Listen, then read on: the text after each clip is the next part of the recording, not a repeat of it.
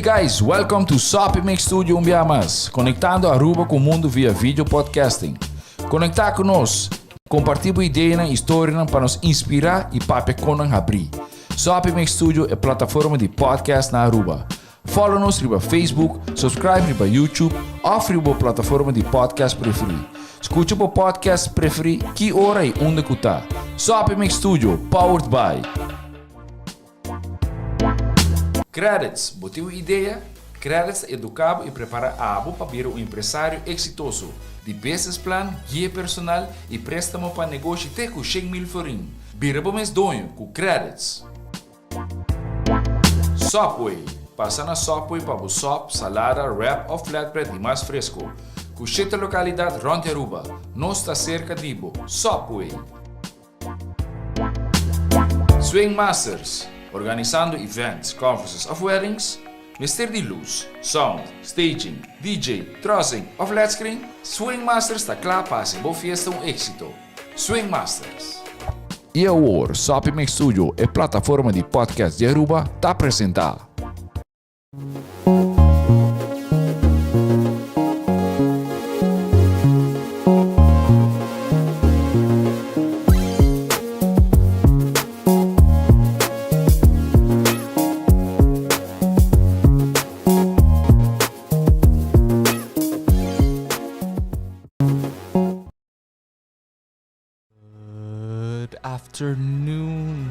Good afternoon, everyone.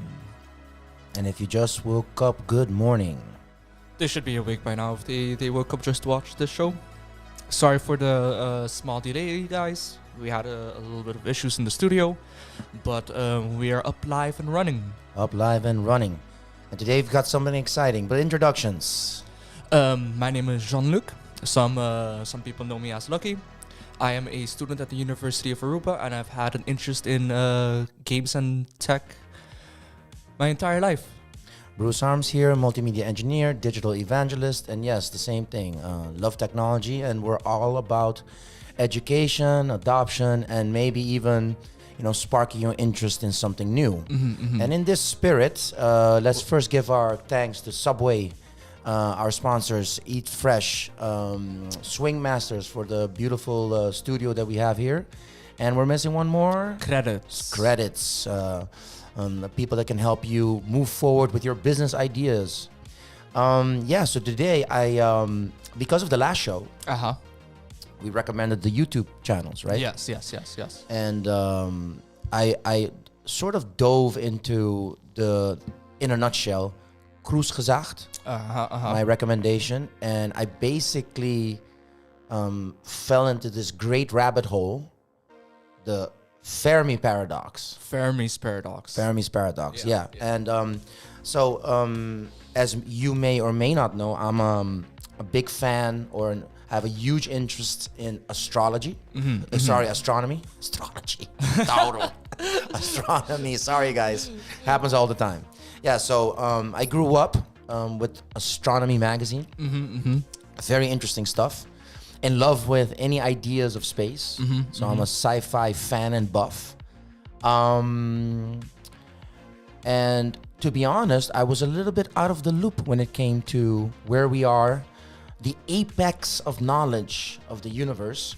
Things have gone radical. And so Jean-Luc, are you aware of the Fermi Paradox? And yes, what's it about? So the Fermi's Paradox is in premise simple, right? Yeah. Lubricate, my friend. Lubricate. The premise is pretty simple. The idea is that there are infinite amount of stars and an infinite amount of planets, right? Since we exist, and let's say there's a hugely small chance, that would still mean that there is intelligent life out there. Right. Or life, whatever, right? Yet we see nothing. So where are they? And then that's the paradox. So much room, yet we are the only ones that we know of so far.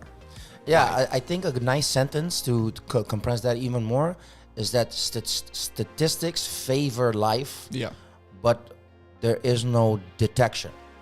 But what I love about that idea, right, that I mean, life outside in the universe is the answer to, you know, why are we here kind of thing. It's almost, you know, it's part of our curiosity to see if there's more of us sentient beings. So, let's break this down a bit, because that's what I found so interesting of this Fermi Paradox, because you have to start touching a bunch of stuff, like the history of Earth and the position of the Earth in the solar system. And I kind of wanted to bounce with you with that, and hopefully the listeners can enjoy that. You know, they can enjoy learning something new, or maybe even explore something, or maybe they even knew about it. So the Fermi Paradox. Why is it called Fermi Paradox? Right? It's called Fermi Paradox because, and I have it right here.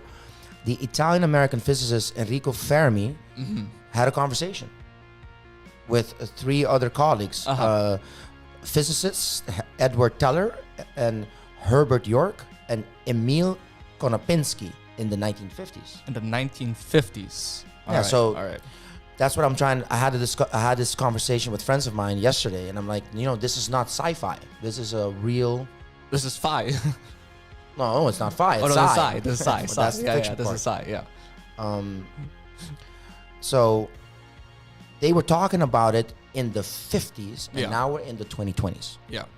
And there's something very interesting that we got to talk about, which is the Kardashev scale. Oh yes. Right.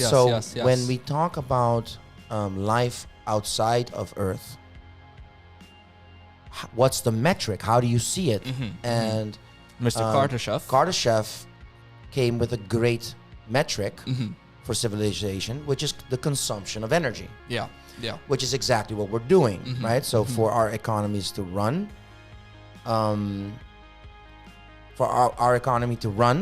we need energy. We need the energy for that. And right now we're using fossil fuels, or now we're moving to solar energy, and we're already we have the technology to absorb the star's energy, which is kind of amazing if you think about it, right? And so the Kardashev scale has it right now in the measurement of 3. So the first scale is planetary. Yeah, we'll handle the question. No, I'm checking the Kardashev scale. Yeah, check it out for a second. Yeah, so the Kardashev scales is from 1 to 3, basically. Yeah. And Kardashev scale 1 is planetary dominion, right? Planetary dominion, and all resources are being used. We're almost there. Yeah, almost. We're like 0.7? 0.73, something like that. Yeah. If we would venture, and we're spacefaring. Already, right? So we're sending, mostly probes are going, and we could argue that our astronauts have not really passed the circumference of the 2 objects, you know, the moon and the Earth. In the solar system scale. And arguably, civilizations out there could be solar, right? So planetary, then their own system, or maybe even galactic, right? Which is, so that's type 2 and then type 3. Yeah, and that's where that paradox really comes into shape, because we cannot visibly see any other technology or consumption or strange. And why? Not even visibly, right? Because we have satellites and signal detectors pointing towards space 24/7 for these past years since that conversation got publicized, right? Yeah. And we can detect radio signals, which we have been pumping out into the void for as long as we had it, right? Infrared, which can usually be seen as a science of technology and intelligent life. Read nothing, absolutely nothing so far. Yeah, and that's where things get interesting. That's where scientists are having serious discussions on why, and people are thinking there could be a filter, like a filter for development, right? So for going from, let's scale the Earth down to water, energy, cells, and then enough time, and then boop, the humans are here. Yeah. And tool-making big-brained apes that, with tools start understanding the reality around them. Big-brained monkeys. We're basically big-brained monkeys that can make tools. Yes. right? Yes. But then we're going to have a discussion about that. Okay, are there going to be other big-brained animals? And I found out there's another filter when viruses become cells, and cells have to do a cooperation for it to become multicellular. Right? So I forgot the name. You guys can search it out. But basically, one cell and another cell start cooperating. Yeah. And that is the base of the animal, the creatures we know, very complex, multicellular creatures. That then it's not monocellular, but multicellular. Yeah, and that's the base. Yeah. And the question is that unique to Earth?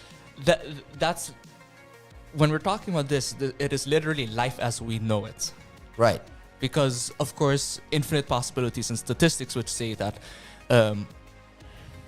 there should be life out there, and it can also be outside our realm of logic, right? Yeah.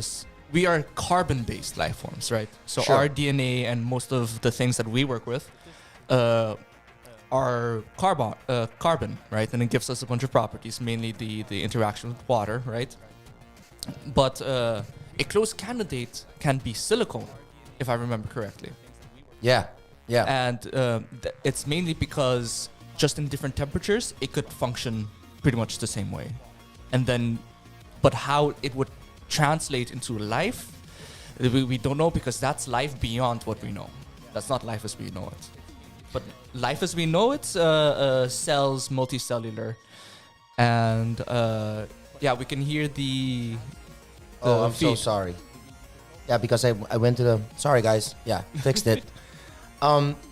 Let's react to some questions here. So Sure. I'm going to skip our producer for a second. And we're going to go to... Shout out to Mr. Kock.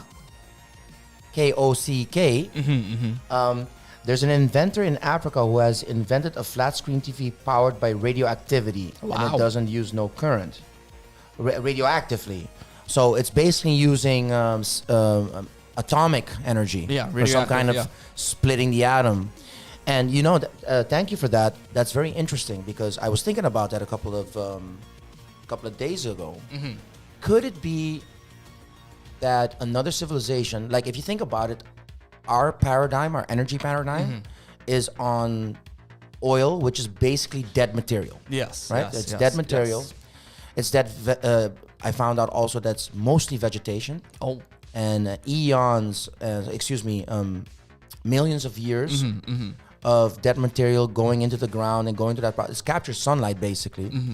And we sort of got a jump start on that, right? So all that energy that caused by death gave us a jump start.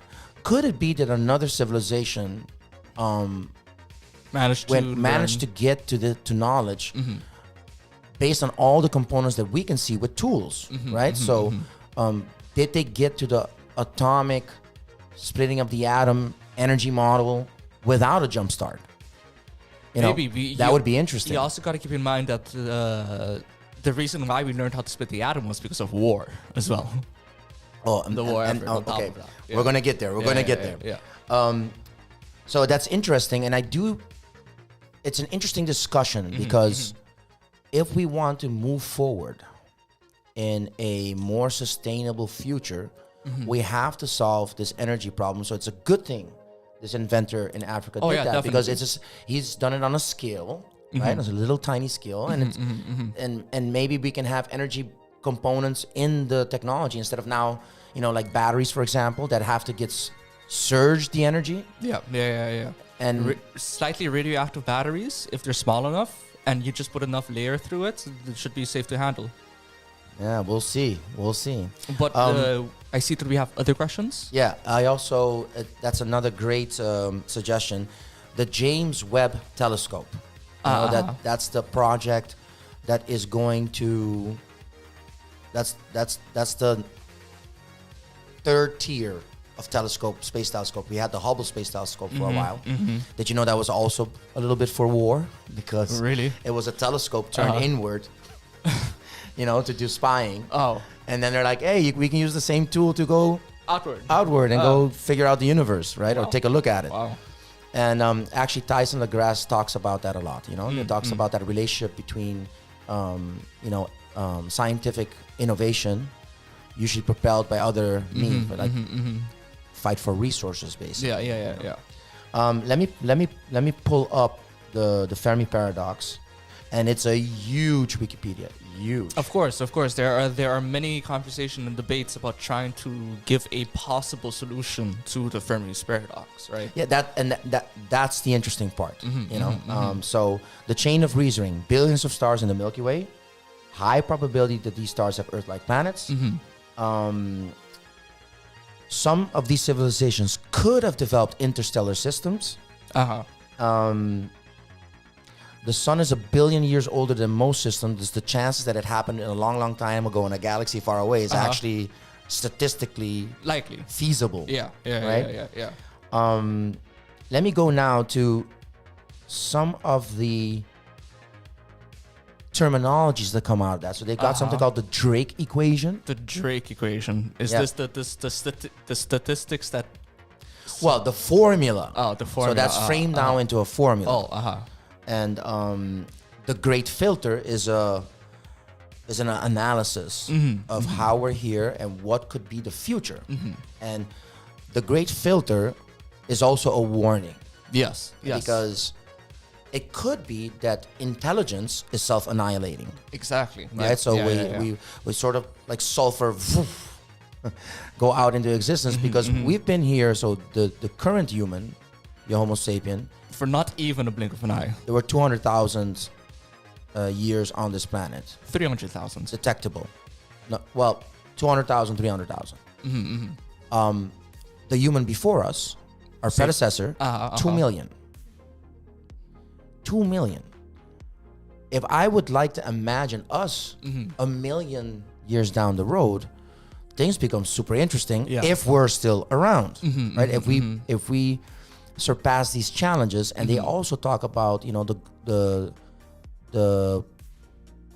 global crisis right now that we're going to face, and it seems almost like, well, us sentient beings, that's what we do. Yeah, because we have a lot of reasons to believe that in technology, right, the need for energy and intelligence life, right, would lead to issues like this. Right? Yes. So maybe climate change is a great filter, right? Yeah, and also the concept of catastrophes that happen all the time, like meteorites, and that can also be a filter. That the universe kind of works in that way. It's just hostile. It's just very hostile. Right. Just to touch upon a couple of projects that we're looking for life. So we all know about the SETI project. That's starring. That's a great movie, Contact. With Jodie Foster. Super great movie, very inspirational, but now kind of outdated in my opinion, a little bit. Well, you can see now this Fermi paradox has existed for so long that a lot of science fiction solves that issue with the folding of space. So in all these ideas, you need to fold space, or else it's not going to be possible to really, within a generation, experience even the solar system. That's not even talking about crossing this system to another one. Right? There's also the Serendip and the Allen Telescope Array. And I think that's sort of a decentralized telescope system where they're all connected with each other. I think they took the picture of the black hole. Probably. Right? Probably. Okay, and so we have the Exoplanet Detection Project. And what I love about this concept as we start talking about stellar scale artifacts. Like the... Wow, I forgot the name. What, the Dyson sphere? Dyson spheres, yeah. and So all right the there. different types of Dyson spheres. Yeah, so the Dyson sphere is, and it makes a lot of sense. We're doing it already. Right? So we've got arrays of solar panels. They capture the energy. We somehow store it somewhere, and boom, we've got sort of an array. But the Dyson sphere that was proposed by Freeman Dyson in 1959 would be some kind of megastructure around a star where the advanced civilization can just, get it straight from the sun. And remember, all life on Earth, most of it needs that energy. Yes. And that energy either is direct or indirect. Right? So vegetation, plankton, algae, and an example that life was found next to those, the heat sources deep in the ocean. Another stellar scale artifact is Dyson Swarm. Yeah, there's many ways. They've even made theoretical models, like its shapes all around it, or they're floating arrays. I think in the Netflix series, they talk about that. And then they talk about something more interesting. Let's talk about civilizations that are stellar, right? So they're interplanetary, excuse me. Interplanetary. Let's talk about that. So if you have an interplanetary civilization, and then you have another interplanetary civilization, and they meet. Yeah. Well, the way we know how life works, that's going to be a problem. Usually, yeah. Right? So they're not going to come over and say, hey, how you doing? Nice to meet you. Because there's no return on investment, right? So people need to travel. And they usually, if you think about it, they're going to travel for resources. Yeah. So the only reason we want to go to Mars... For more room and more resources. Well, and it's probably a bad idea because we're going to have to develop those resources from nothing, right? Maybe the planet next to Jupiter is more interesting. Planet or moon? Excuse me, moon. Europa? Which one was the one with the ice sheet Europa, over? yeah. Europa. Yeah. Well, that might be more interesting, right? But if you talk about that now, you start saying, if they're intelligent enough and have the observatory powers like we do, maybe they start thinking it's not worth it. It's not worth it to cross. It's maybe more worth it to send probes, right? That's what we're doing. Yeah. That's something that has been theorized that if we were to ever meet intelligent life, it would be probes first. Yeah. And now I'm going to touch upon something pretty cool. So there's some fiction, and there's one called the Berserker series, which is a book. Wait, before we move on, let's check if we have any other questions. Oh yeah, the thing is, I'm cycling through all the materials. No, we don't. All right. Then we move on. Fred Saberhagen wrote a space opera science fiction of short stories. And very interestingly, one civilization fought another civilization, and they created the ultimate weapon, a self-replicating AI. Of course. The machines, usually the enemy. And they surpassed their existence. And now they're just aimlessly going everywhere, destroying everything. Because everybody's the enemy. Grey goo, yeah. What you keep saying Grey goo. Why do you keep saying? Grey goo, yeah. Grey goo is basically this technology that is self-replicating, self-governing, and then self-improving, right? Right. And it started with the simple idea of a piece of gray matter, goo, that you could put like this cup in it, and it will just change the cup to add more to its mass. So now that's become just a term for any type of technology that could just go, and then if it's released onto the wild, it's going to practically consume the universe. There's a great... The Day the Earth Stood Still with Keanu Reeves has that robot, right? There was a robot, looks like a bot. It's from a 50s movie, 1950s. Yeah, and that robot was indestructible because the technology is too advanced. Yeah. And what was awesome about the adaptation of Keanu Reeves when they decided to annihilate the Earth, because we were going through this test. That again, and here comes the Fermi Paradox essentials, that we seem to be that destructive type of species. We definitely are. If we would continue, we would probably go out there to colonize. Yeah. And maybe this was a advanced species that understood that already, and we're going through that test. And then that robot broke down into little tiny, almost microscopic, and you couldn't stop that. They were blowing missiles at it. We look so small. Yeah, we look like literally tool apes. And I now see that most science fiction writers understood this concept very well. There's a connection here that was not thought out of the blue. There's some real great thinking minds trying to sketch a future that is not that much fictional anymore. No. Because what is our limit to nano right now? The humanity. What do we have? currently we've actually managed to make a organic, like small little nanobots called xenobots, right? Really? Yeah, called made out of frog egg cells. Okay. And Bioengineering? Kind of. Yeah. They literally program it, right? They snip the little pieces and they put it together, and that's very loud. Yeah, but it's for our phones. Oh, okay. And essentially, they using an AI. The AI can calculate what shape would be best in order to do certain tasks, right? Wow. And they said, you know what? Make us a shape that can allow it to self-replicate. And then they messed around for a little bit and made a little Pac-Man shape. And they built other xenobots using random materials. Really? Built around, yeah. Crazy. But that's all it does. It just floats around gathering stuff and then puts it together and then moves. And then the little piece then starts also moving. You should amend that just word. That's pretty crazy. Yeah. That's pretty But crazy. That's all it does right Because now. that's what viruses do. But so that's the first step towards basically self-replicating nanotechnology that we have so far. Oh man. Yeah. And oh man, that's scary. The idea is that they would be able to program that in order to go, be able to be antibodies for us, pretty much. Because Right. they're cellular, right? They're only just multicellular, very, very small. And we could program them to find cancer and then they just rip it apart. And then since they can't target anything else, they just float around aimlessly.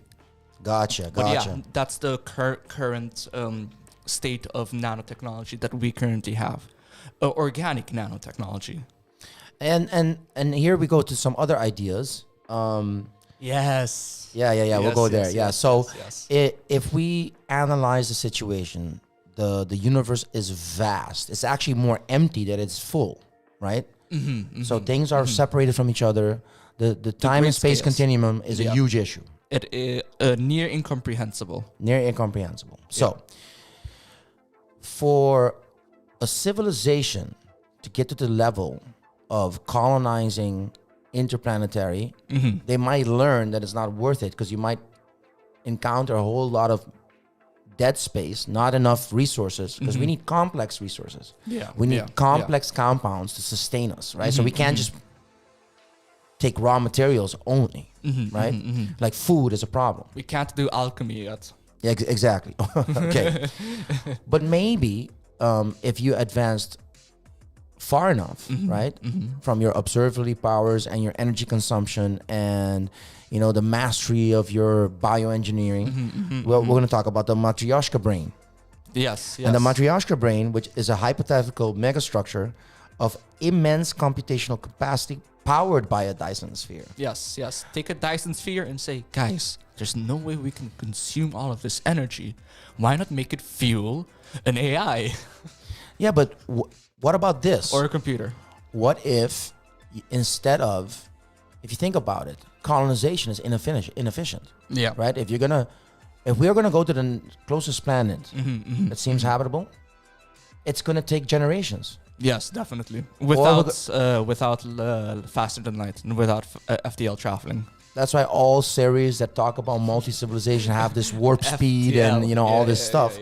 But the Matryoshka Brain is the concept of, hey, instead of us living a life of hardship, let's upload one and create our own reality. That as well. Yeah. We just use that computer and then we live in the self-made matrix. Exactly. Yeah. A self-made matrix. And if you think about it, if we do that, I'll spend less energy to be alive. Yeah. Right? In context of, it was so funny in the series from Netflix about alien life. You saw like biomatter, and then little robots tending to the biomatter, and the robots are responsible for the Dyson sphere, and they had like a small one. So there was a array. So and they keep moving, and the alien species inside of them, that they're not bio anymore. They're just living in a whole alternate reality. They have no idea what's happening. Oh. And they're the result, the ending last phase of their civilization. They ended up in a box, making in their own reality, and they could disappear tomorrow because suns die. Yeah. And that tomorrow is a long time in that sense. But it's kind of crazy if you think about it, because that's also finite, right? You can go on as long as that sun is efficient. And in that video, you seen they had to move. They had to go to another planet, and then they get destroyed by the universe. And they probably were living their lives, and poof, they're gone. Painless. And think about it: the elite of the Earth could end up doing that. They could definitely, yeah. The people that run. Imagine Mark Zuckerberg and Jeff Bezos taking the metaverse to a whole other level. Wait. Great 1,000 great kids ended up in a Matriarchal Brain. No, that's. Is that fair, Jean-Luc? Is that fair? It is so far beyond our current understanding of technology that fair does not apply anymore, because well, the space ain't fair, man. No. So a very recent Fermi Paradox solution that I've come to hear about, right? And to me, that's one of the scariest, and it makes a lot of sense with how currently we behave, right? So with life as we know it, we do not like other things taking up our territory, right? And we're very defensive about that. I.e. Kazakhstan, Russia, we're seeing it live before our very eyes right now, how territorial we are, right? And so a solution is that there is intelligent life out there, hyper-intelligent life, right? But they're all hiding from each other. Because if one detects the other, there is a lot more benefits to annihilating the other than just leaving it be and trying to be peaceful, right? And then taking their resources. Yeah. I and now that I've known this, I want to go rewatch some of my favorite movies. For example, The Box, which they're just trying to find out, can we transcend our nature to colonize and dominate, because that's what cells do, and can consciousness bring you to a level where you could live in this universe in a new way? You could transcend all the norms, all the physical norms that is domination and resource intensive. Right? And then, in The Box, he's basically asking people a simple question, and they all end up greedy. The nature of our species that's the problem. Yeah. And the Fermi Paradox says, no, we're going to have to stop until we can't. We're going to have to keep doing what we're doing, like colonizing, right? I mean, look at the Earth. They cross an ocean, and then they colonize. Yeah. Universal truth. Universal truth. You can see what happened to the Native Americans, right? You can see what happened to technology. I have a book from Jared Diamond, I think is on the top of my head, Guns, Germs, and Steel, which tries to answer the question. Blood, Germs, and Steel. Guns, Germs, and Steel. Oh, guns. Okay. Guns. Okay. Yeah, well, guns, weapons. I thought the steel was the guns, and then it's blood, germs, and steel. Well, the guns weren't there before. Oh, yeah. So it's a history lesson, right? But let me share with you some more stuff. So they've got a technological solution, but they also talk about social potential explanations. Maybe colonization is not a cosmic norm. Oh, that we're the weird ones? Yeah. Alien species may have only settled part of the galaxy. We just simply haven't seen them. And if you think about it in a cosmic scale, we have the technology now to reach out and see the sky of 400 years? Something like that. When was the first telescope invented? Maybe 1,000 years? I kind of forgot that. The Greeks did not have telescopes. No. It wasn't the Victorian age. Yeah, I think it's in those times. Correct us if we're wrong. Alien species may not live on planets. Interesting. Maybe they were born on meteors, right? Yeah, that's an idea. Meteors can get really big and can have their own atmospheres. Yeah, here it is. Let me share it with you. Economic explanations. Lack of resources needed to physically spread through the galaxy. That's a big issue. There's a couple other projects. Project Daedalus, Project Orion, and Project Longshot. You guys go check it out. We don't have time for that today. it is cheaper to transfer information than explore physically. Interesting. Yeah. Interesting. Yeah. So the whole concept of probes doing their jobs Yeah. is that's the scary part. You know, I kind of, let's end it here, and maybe we have to explore it more in another show. Oh, But I heard someone say this. tell me. If we send a probe to Mars, and we send a probe to the other planets that have a physical surface, or the moons, We sent right? multiple probes. To Yeah, I Mars. know. Yeah, okay. We haven't really discovered living things yet. So far, yeah. So far. Yeah. Some argue that's a great thing. Oh. Yeah, some argue that's a good thing. If we find it, we're in big trouble. Yeah. Because then it shows the abundance and the filter is in front of us. Yes. And that means that extinction is closer than we think.